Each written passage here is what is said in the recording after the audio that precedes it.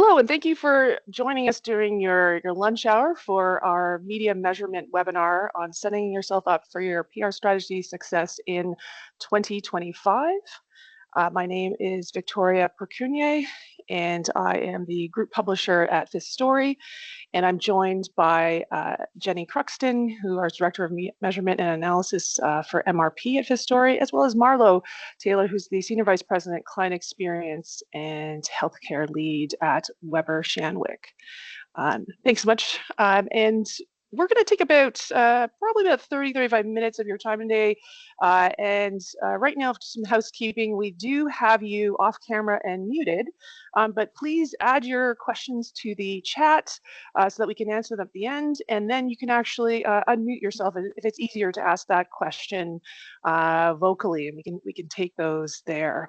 This is a recorded presentation today, so if you do have to attend a call or jump off, that's not a problem. We'll send you a recording, and we'll also be sending you the deck to review after the call. And just a little bit of where we're looking to take you today, just a brief introduction to who Fifth Story is. Then we're going to get into what is MRP and why was it created. And then I'm going to hand it over to Marlo, who's going to talk about measurement, why you should be measuring some of those best practices on how to approach it. And then finally, we're going to look at how you can use MRP to measure with Jenny, and then answer any questions for you at the end. So a lot of you might know us as Fifth Story or previously News Canada, and might have associated that MRP is part of the services that we have here at the organization. At Fifth Story, we focus on earned media services. We're known to our clients as Fifth Story, to the media as News Canada. MRP is, we report in it as well as provide a service. And we have a consumer lifestyle brand called For Your Life that is also featured as a publishing partner with MSN. We've been in the business for over 40 years in terms of providing ready-to-use lifestyle coverage for the news media or anyone that needs it, of a network of 3,000 media across Canada. And that's for print, online, and radio. And we work with a variety of organizations, from the federal government to agencies like Strategic Objectives, Edelman, Weber, as well as nonprofits like Kidney and Arthritis. Pretty much everybody and anybody that's been out there, we've had a chance to work with them. And we believe in measurement, and so we report our proof of performance in MRP. So what is MRP? MRP is a measurement platform known as the Media Ratings Point System, and it is a standardized way to measure media impact, determine audience reach potential, and evaluate your PR campaign effectiveness. It is an online portal where you can report on paid, earned, shared, or owned media, commonly known as PASO, for broadcast, print, and online media in Canada. It is a bilingual service, both in the platform and in the support. Where did MRP come from? Well, it was actually the brainchild of the CPRS Measurement Committee after they determined a need in the industry in 2006 for standard ways to report on PR. The primary objective of MRP in its creation was to develop a simple, standardized way of reporting that could measure editorial coverage for print, broadcast, and online. They were also looking for a way to create templates to report on that coverage, a rating system, as well as to look at accurate reach numbers and moving away from circulation and multipliers. It was also used as a way to move away from measuring an earned story in advertising dollars, or AVEs, as AVEs were seen to calculate the cost of buying equivalent media space in time for advertising and not a measure of value. Who uses MRP? Well, there are quite a unique group of 185 organizations and communication agencies that use MRP, and some right from the very start in its conception. So anyone from the Space Agency to ISED, to Sick Kids Foundation, the Walt Disney Company, to luxury brands like Hermes, as well as like city operations for tourism, like Laval, Toronto, City of Vaughan, to brands like Home Hardware and Turo that are using us to date. And how do they use MRP? I call it kind of the race sandwich for those who've come up in the PR community, research, analysis, communication, evaluation. So people are using MRP to plan your media outreach in terms of the research, and my colleagues are going to talk a little bit about the importance of that. And it's also used in the evaluation to analyze your coverage. And in that research model, it is a directory of over 43,000 pieces of media. And when I say media, that's everything from like something like the CBC you see there, as we get data for, say, influencers, to daily publications, radio stations, television stations. And you can search even within those entities to find out maybe there's a difference between the Saturday edition in terms of reach or the Monday to Friday. So people use that to plan their media outreach. You only have so much time, so you're looking for potentially how best to use that time in terms of doing your media relations. And very important in this age of .coms is what is the Canadian audience reach potential for that .com. And so we're able to provide that data thanks to our partnership with third-party firms like Vivid Data that looks at surveys Canadians and finds out, what are they reading, what are they watching, what are they looking at online to come up with that audience data. And we are updating, I remember it would be a live system, so there's numbers that are being updated that might not be the same number as 3 months ago based on what we get from these data suppliers. And when it comes to online, the leading measurement and analytics company is ComScore, and they're able to provide us with those points of data for the online websites. And for anything that isn't covered by those two, then we actually have an in-house research team that looks into any of the emerging and smaller media that are out there. So the tool I mentioned too is to evaluate. So again, in creating this dashboard, there were some commonly used criteria that was shared by PR practitioners, but then that doesn't always fit every situation. And so MRP is a way to actually customize that criteria. So you might, have some common things or brand mentioned, tier one media, image, but you might have specific key messages that you're trying to track in your media coverage. So you can actually customize the system based on your needs, and obviously evaluating the tone of that coverage. You can also track through different notes if you're following a particular journalist that is covering your organization during maybe a campaign outreach, and evaluate against a budget. And Jenny will talk a little bit more of how that plays out in context of setting up your MRP campaign. The other aspect is you've evaluated, now you need to share that data. And so at a click of a button, there's a variety of different templates and reports that have been created to help you share as easily as possible. And one might be just to share the actual coverage with your stakeholders to show, who you're reaching, and then to do a little bit more analysis. And sometimes you also, again, have to do a presentation like today where you want to graphically show that story. I quite like the feature. Again, it's pulling from the data. You don't have to create any of these things. And sometimes a number is best visualized as a heat map where we can show the coverage in Canada and how it's being impacted across the country, or a graph in terms of the reach by province. And maybe you're following to see how you are doing compared to different mediums that are out there. So you can pull all this data, add this to your PowerPoint in a matter of a click moving forward. And for, again, anyone who's been in the industry a while, binders were always something, and we actually have called them binders in the system. So you would do just that. And a lot of us that started in the industry, that was our first job, I think, is media monitoring, putting together these reports. And so we digitized that. So now you're adding the coverage in, again, just can actually produce a PDF or a Word document that both shows the evaluation as well as takes, if it's has an image attached to it, then you can actually showcase the coverage in that report and share it. All right, now to talk about why you should be measuring in the first place, I'm going to hand it off to Marlo. Okay, thank you. I'm just gonna make sure I've got control of these slides. I think so. So thanks, Victoria. I appreciate it. So I'm Marlo. I've been working in the PR industry for about 25 years, and I certainly love it. But I also certainly love talking about measurement. I think measurement often gets short shrift in the world of communications. So I'm really here to be a cheerleader for thinking about measurement early and often, and the value that it can bring to your media relations campaigns. I definitely believe that measurement when done correctly, helps make our work meaningful, and provides critical context for our clients. And that applies whether you're in an agency setting and your clients are external, or if you're in-house in an organization and your clients are internal teams. Whatever that situation is, excellent measurement really does go a long way to being able to have really productive conversations about what it is we do. So why measure? There's lots of reasons. I'm sure everybody on this call has a reason why they think measurement is important. I've just captured a couple of the high level ones here. Certainly evaluating your success, right?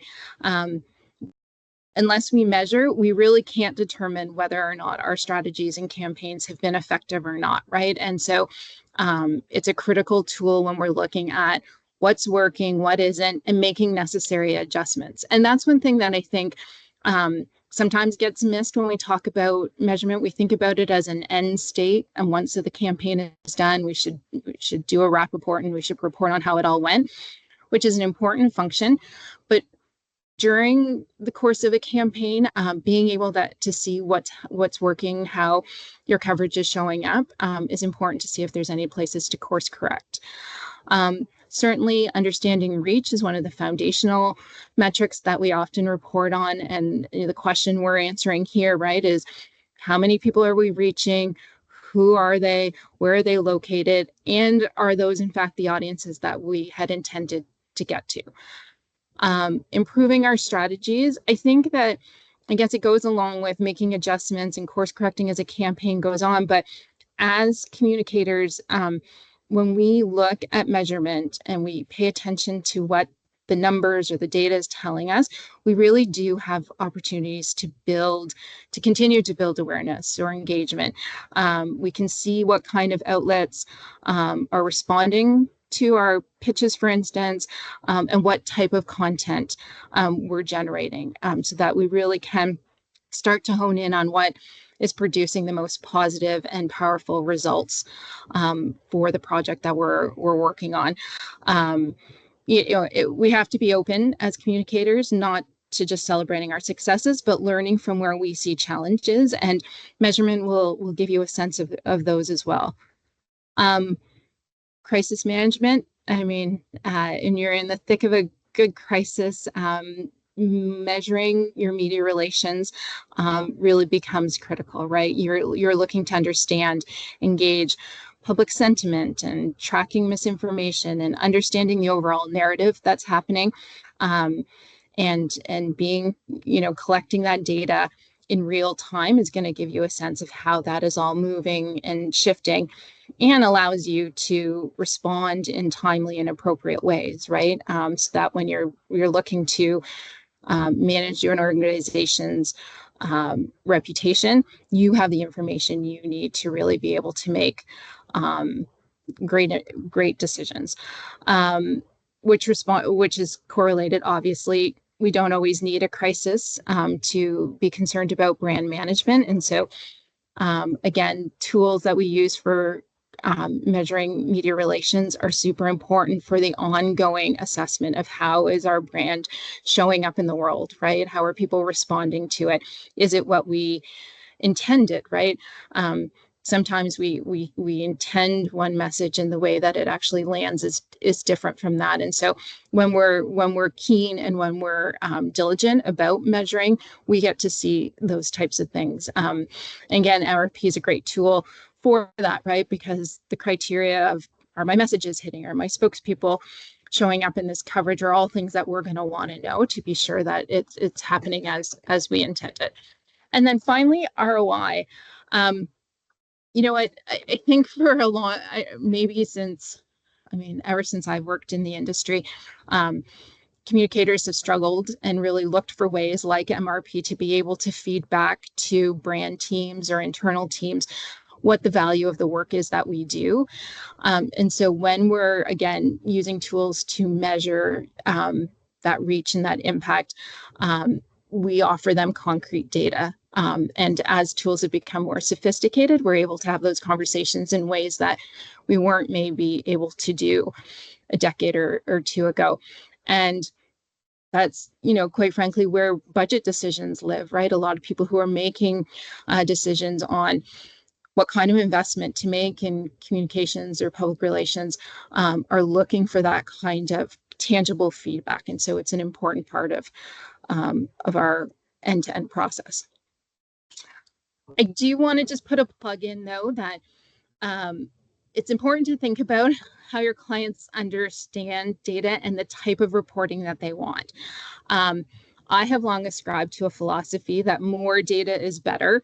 I think that, the more information we can collect and the more feedback that we can get from the marketplace, the better we are able to assess our activity and the impact that it's having.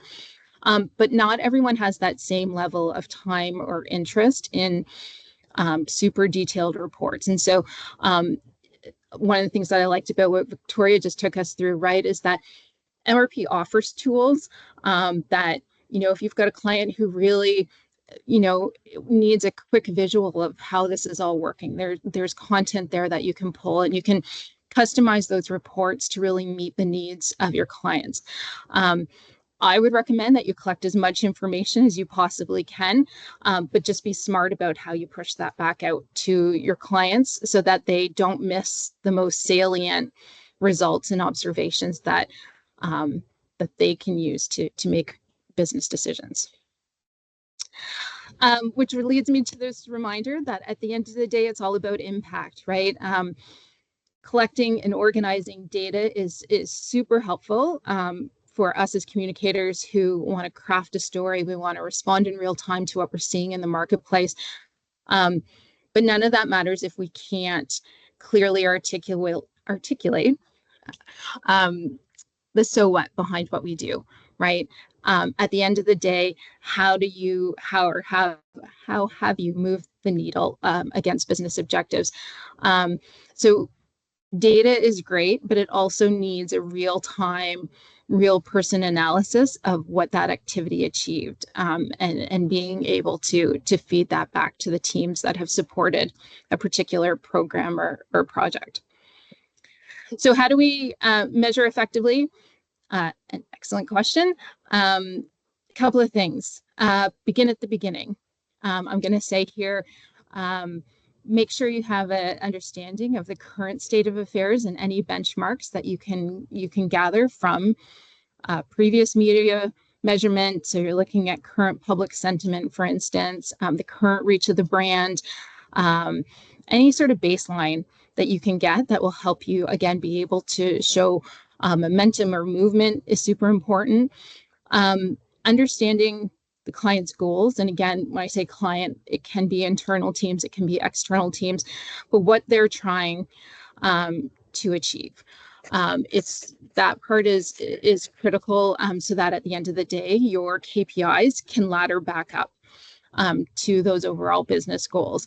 What you don't want to have is at the end of the day, you're like, hey, this is super important. We got at the front page of the Globe and Mail, but the teams that you're reporting back to don't necessarily understand how that connects back to what they were trying to achieve. So you just want to be sure that there's that constant intersection between what the goals are and the plans that you've put in place and the activity that you have out in the field. So the principles of early, often, simple, and consistent are pretty fundamental, at least to the way I know I think about effectively measuring media relations. Again, starting early, you're looking at baselines that can set the foundation for realistic goals and the development of a tailored media relations strategy that makes sense to what it is you're hoping to achieve. Often gives you the pulse of what's happening and how effective your strategy is. Again, you don't want to put your head in the sand until it's all over and hope for the best. You want to have real-time feedback so that your strategy can stay agile and you can be responsive to something that's changing in the environment or in your circumstance, and you can be sure that you're effective all the way through a campaign. Third is that make sure any insights you gather from your measurement are clear, they're easy to understand, and that they're actionable, right? That there's something that can be done about what you're observing. It's really easy to get lost in complex data. So focus on a few key, easy to understand metrics that can provide those valuable insights. And then consistent. Measurement over time gives you that comprehensive view of progress that you're looking for, right? So it allows for teams to identify long-term trends, how effective strategies are, areas for improvement, right? If over time you're not seeing movement in a particular way, then it's probably you need to revisit something in the strategy that maybe isn't just hitting as you hoped. And this is another way that we think about reporting at Weber, and we termed it reach and heat. It's that combination, right? Or a visual representation of, yes, we've reached your audience, but did we generate interest? Did we generate engagement? Questions that we answer sort of in the heat side of things are people excited about this? Did they take a specific action? Did we spur people to want this product or to learn more about our organization, right? And it's that combination of reach and heat that delivers metrics that are really important to effective media relations. And then finally, be holistic in how you think about these. When we look at outputs and outcomes, understanding how those two intersect is really important. And so media relations should be a critical, when you decide to do media relations, it should be because it's a critical part of an overall business strategy, right? That there are audiences you need to reach with specific messages. You want them to be engaged. You want your messages to land. You want the sentiment to be positive. All of those kinds of things that MRP will help you figure out. But also that it's overall reputation, right? We always say as communicators and PR folks that it's a long game, right? We can't just show up as a one-off transaction and expect it to move the needle. So being sure that the work we do is integrated with business questions like, are we performing? Are we doing so efficiently? Are we breaking through? That all ladders up into things that we want to be able to say, yes, this is positive, or the brand perception. Our penetration into households and having people have discussions about us. All of that is interconnected.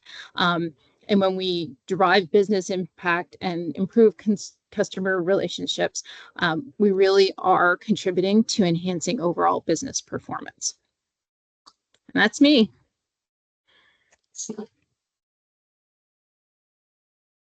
Thanks, Marlo. Is it me now? I think so. Last but not least. Right. So I'm going to probably hammer home some of the things that Marlo and Victoria have said, and just give you a little look into setting up and planning your reporting in MRP. So let's take a look here. So again, you've seen a similar slide from Victoria. Starting out, before you do anything, you're going to research. Again, we're going to go back to that race model where you're going to research. You're going to do a campaign. You're speaking to your client. You want to see, what media we're going to target, and we can get an idea of potential audience for the campaign, so you can have some expectations for your client based on the data in MRP. Also, if you're reaching out to niche media or influencers that are maybe new to the scene and they're not coming up in MRP, this is when you would reach out to us and say, hey, we're researching this media. Can you take a look at it? We do have hard and fast rules based on the CPRS measurement committee is what media will contain. So if you want something in the TV world, it's news and information and lifestyle programming. We're not going to add, like sitcoms, like Big Bang Theory or anything like that. So it's going to be it's news and lifestyle related media. So you want to do the research and be able to say, okay, these media are in the database.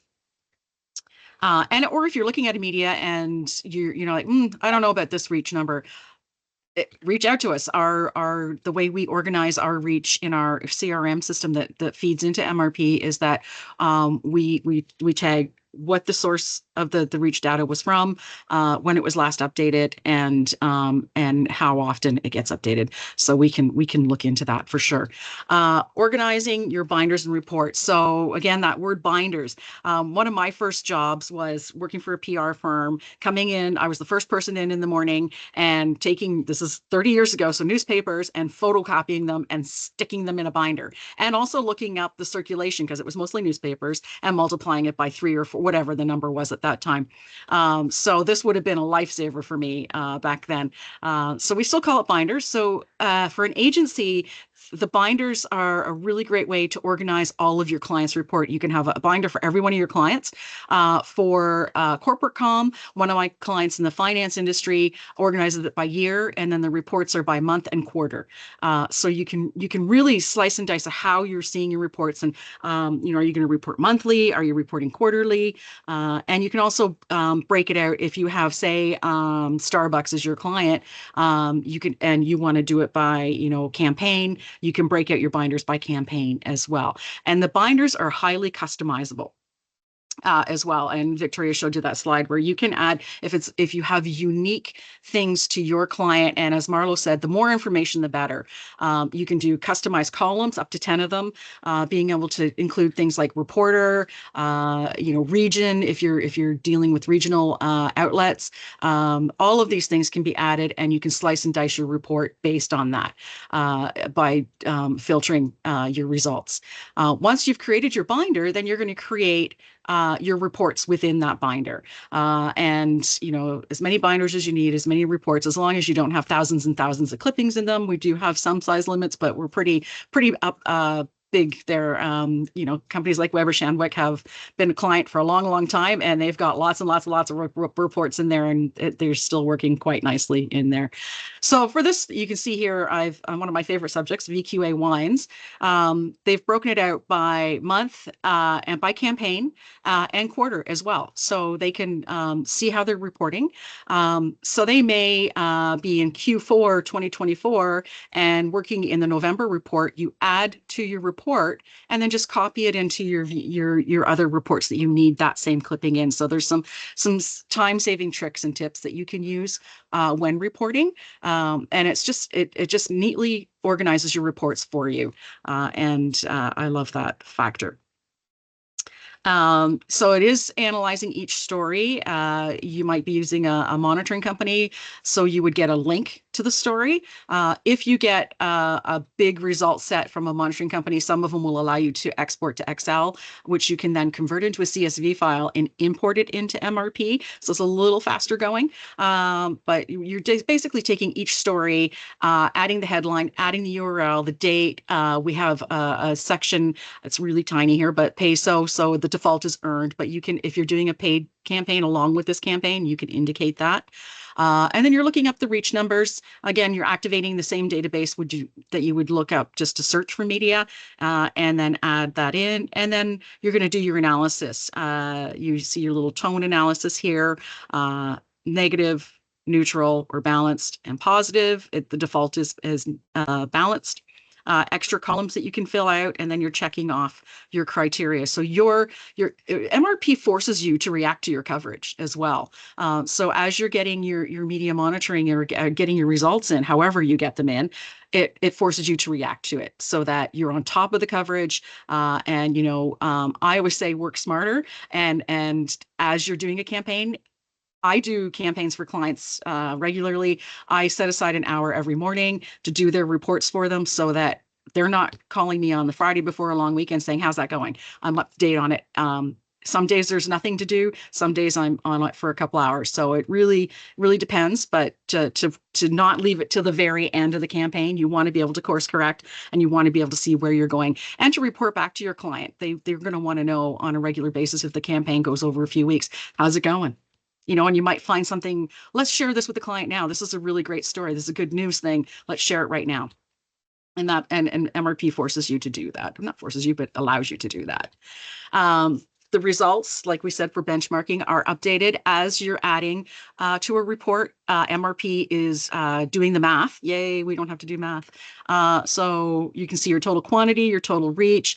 If you have a budget with your campaign, you're going to get a cost per contact, which is it's a fairly uniquely MRP thing. It's the reach divided into the budget, and it gives you a cost per contact. Most of you probably know CPC as cost per click. It's a different metric. This is just saying for this amount of coverage, for this reach, and for this budget, it cost us well under $1 per click. So it just shows you the value there. And that sort of appeases the dollar value people as well who want to see an ad value. This helps with that. And your score, it's just like it's out of 100%. So it's pretty easy to see how well you're doing. And then your tone results as well. So that's always being calculated. So all of that is content analysis. This in its purest form, MRP is content analysis. So the qualitative potential audience reach, where's that data coming from? And this is something that with the CPRS measurement committee, we wanted to make sure it was audited data, and it was clean data. And is there an ROI, your cost per contact? And we did talk about where we get our audience reach data from. So this is really important that where your data is from. And if you're in MRP and you have a question, we're here to answer those questions. The MRP team is this is what we do. Besides doing these presentations, we're knee deep in media data, so we can always help you out. Quantitative, I find this is the more important of it. You can have a zillion reach, but if your sentiment's negative, that's not good. So you want to make sure you're hitting the right target and that you're getting the right sentiment. So tone and tone is something that we have to.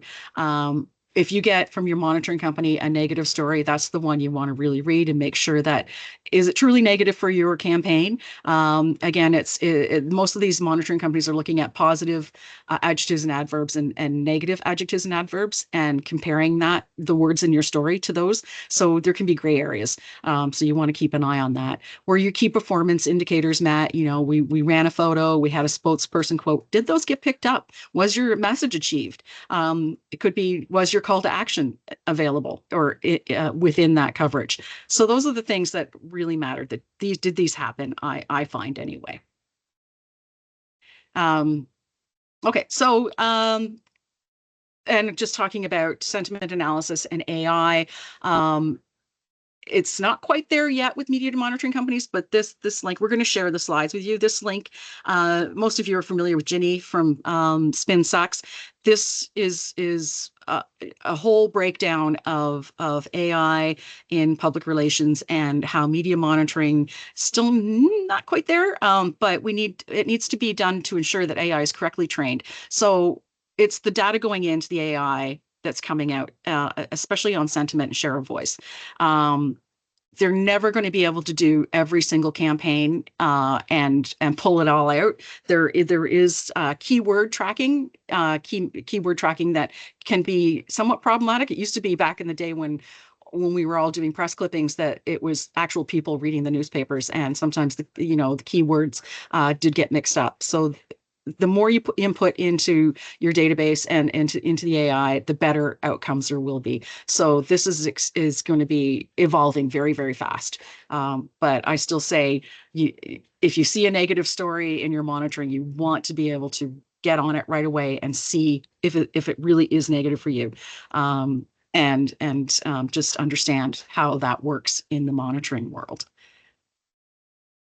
So how can you get started? I think some of you are already MRP clients, but always happy to train new people in your team. But it's available to you to report on coverage. You can do monthly, 6-month, yearly subscriptions. You can also do customized, where if your team is not, you don't have the time to do it, we'll do it for you. We do have that service, and also using a FIS story service to measure your reports and your coverage as well.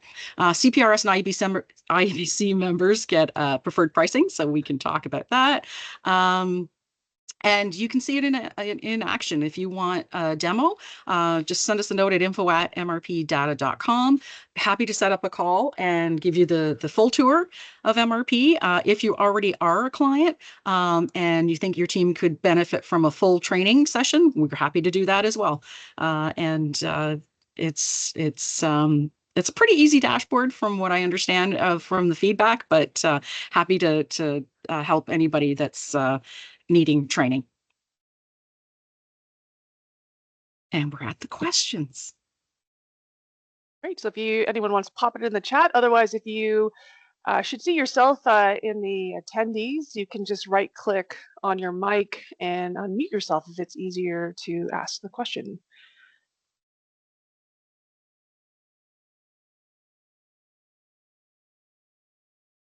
While you guys are thinking about that, we actually are hosting webinars monthly, and so we have ones on media requests for content, also on results reporting. So I'll pop that into the chats where you can see our list of upcoming webinars, and we also have a newsletter where we share media insights as well as other information on the industry.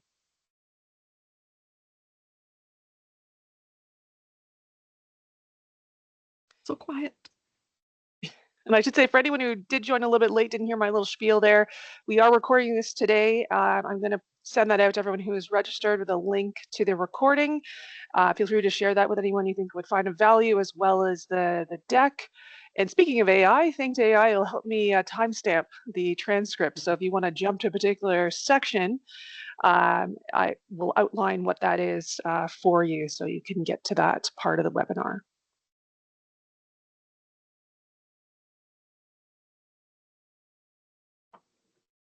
All right, well, as presenters, we'll say that we covered everything there, I think, or not everything, but thanks so much for taking the time out of your lunch hour or wherever you were visiting. Oh, we actually have a question before you go. So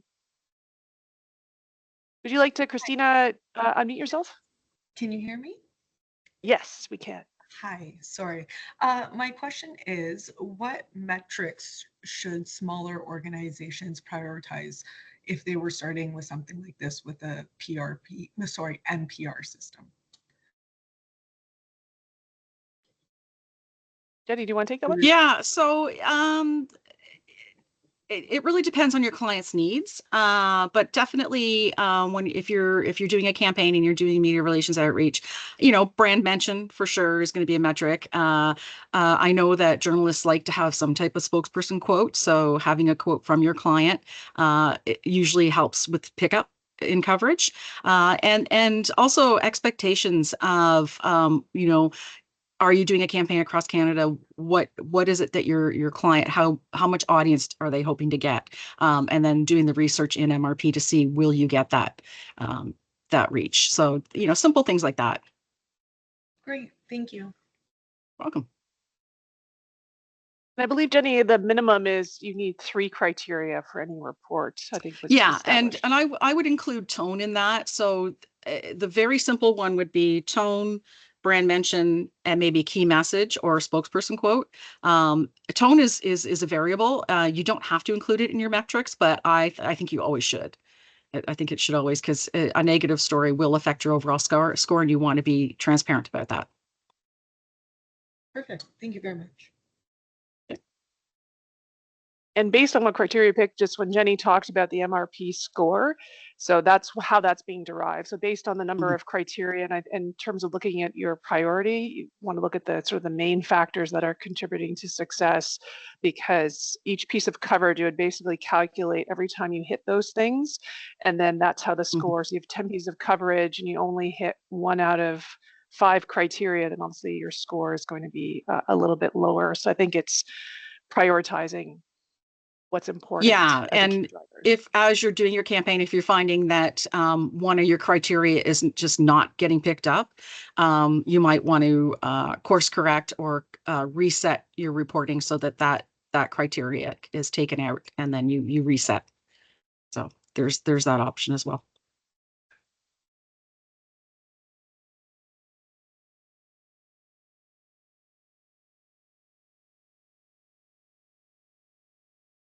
Any other questions?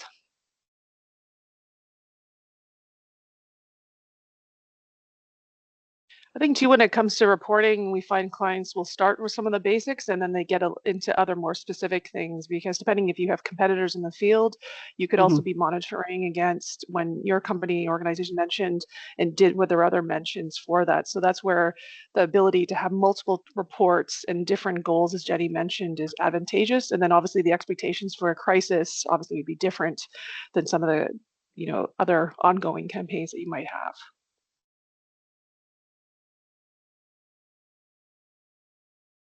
Great. Well, happy to end a few minutes early on your lunch hour there too. So appreciate the time, and thanks again to Marlo for joining us today to provide her insights. Thanks, Marlo. Anytime. Thanks, Nice to see you everybody. guys. Bye. Take care.